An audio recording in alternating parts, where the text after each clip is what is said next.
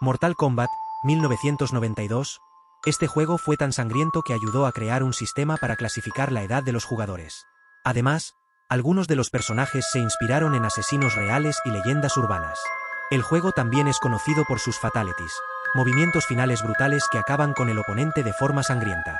El primer juego fue tan controvertido que se realizaron audiencias en el Senado de Estados Unidos para discutir la violencia en los videojuegos. Pokémon Rojo y Azul, 1996. El pueblo Lavanda tenía una música que, según se dice, causaba tristeza e incluso llevó a algunos niños al suicidio en Japón. La música se cambió en versiones posteriores del juego después de estos rumores. El pueblo Lavanda es un cementerio Pokémon, lo que contribuye a su atmósfera espeluznante. La canción original contenía tonos binaurals que, según algunos, podían afectar el estado de ánimo de los niños.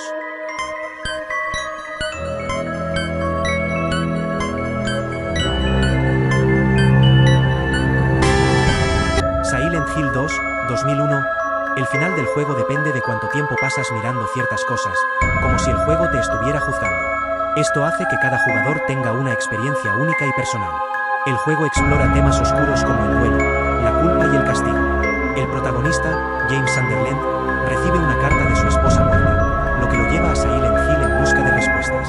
Manhunt, 2003. Este juego fue prohibido en varios países por ser demasiado violento y mostrar asesinatos de forma muy realista. Incluso algunos actores de doblaje se arrepintieron de haber participado en el proyecto.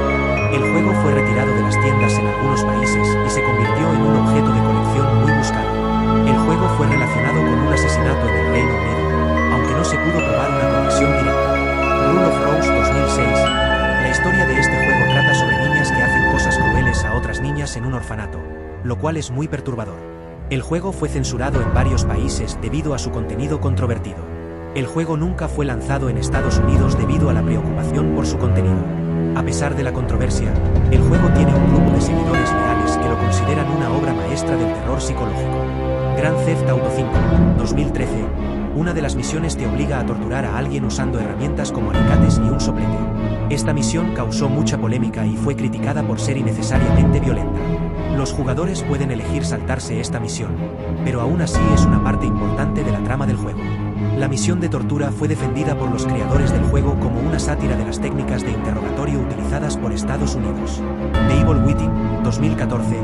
Este juego está lleno de imágenes de cuerpos mutilados y escenas de terror psicológico muy fuertes. Algunas de estas escenas pueden resultar traumáticas para algunos jugadores. El juego fue diseñado para ser una experiencia de terror intensa y perturbadora. El director del juego, Shinji Mikami, es conocido por su trabajo en la serie Resident Evil, otra franquicia de terror muy popular.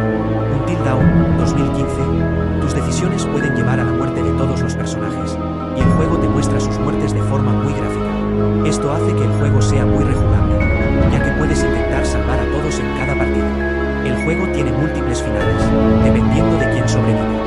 El juego utiliza el efecto mariposa, donde pequeñas decisiones pueden tener grandes consecuencias en la historia. Doki Doki Literature Club, 2017. Este juego parece inocente al principio, pero luego se convierte en una historia de terror psicológico con suicidios y autolesiones. El juego incluye advertencias de contenido sensible antes de comenzar. El juego es gratuito y se puede descargar en línea. El juego ha sido elogiado por su narrativa innovadora y su capacidad para sorprender a los jugadores. Resident Evil Village, 2021. Una de las villanas del juego es una mujer gigante que aplasta a la gente y se come a sus bebés. Esta villana se convirtió en un personaje muy popular en internet debido a su diseño llamativo y su personalidad macabra. La villana, Lady Dimitrescu, se convirtió en un fenómeno viral y generó una gran cantidad de fan art y cosplay.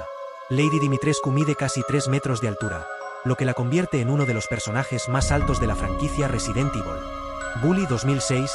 Este juego te pone en la piel de un estudiante problemático que acosa a otros estudiantes y causa caos en la escuela. El juego fue criticado por promover la violencia y el acoso escolar. A pesar de la controversia, el juego fue elogiado por su humor y su jugabilidad. El juego fue relanzado en 2016 con gráficos mejorados y nuevas misiones. Condemned, Criminal Origins 2005.